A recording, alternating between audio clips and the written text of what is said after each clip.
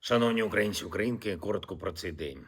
Енергетика фактично постійно триває відновлення після ударів. Це стосується не тільки Києва, але й Харкова та області, Запоріжжя, Дніпровщини, Дніпра, Кривого, Чернігівщини, Сумщини. Всі регіони, де ситуація найскладніша.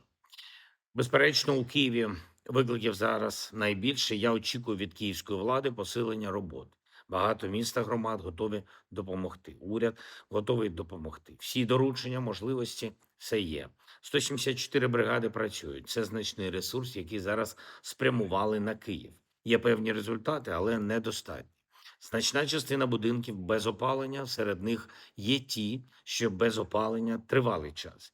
Я доручив уряду спрямувати додаткові ресурси. МВС працює по своїй лінії. Масштабуємо пункти підтримки та обігріву. Всі в уряді працюватимуть з партнерами, щоб якомога швидше отримали саме додаткове обладнання. Я дякую всім нашим друзям, і це різні європейські країни від Норвегії до Італії, Польща, Німеччина, держави Балтії. Багато хто ще, хто зараз підтримує Україну, наші міста, і багато робить для Києва. Окремо говорили сьогодні з міністром оборони щодо захисту об'єктів енергетики. Також з командувачем повітряних сил Збройних сил України. Командна ланка повітряних сил має бути значно швидшою у захисті.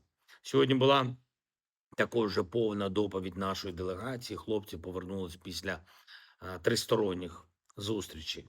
За довгий час був знову формат з американцями та росіянами. Встигли обговорити різні питання більше військового характеру, те, що стосується кроків для закінчення війни та реального контролю, моніторингу.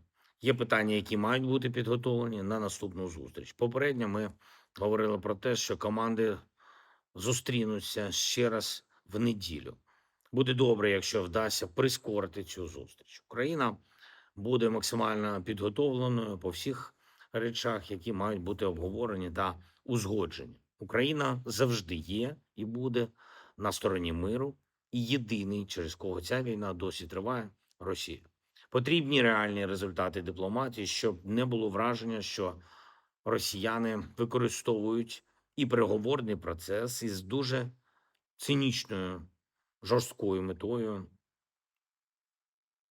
відсувають нові заходи тиску на Росію, які могли б спрацювати. А тиск потрібен. Саме тиск, його наслідки, результат санкцій, результат блокування російських операцій. Все це працює на зупинку війни. Треба, щоб партнери про це не забували.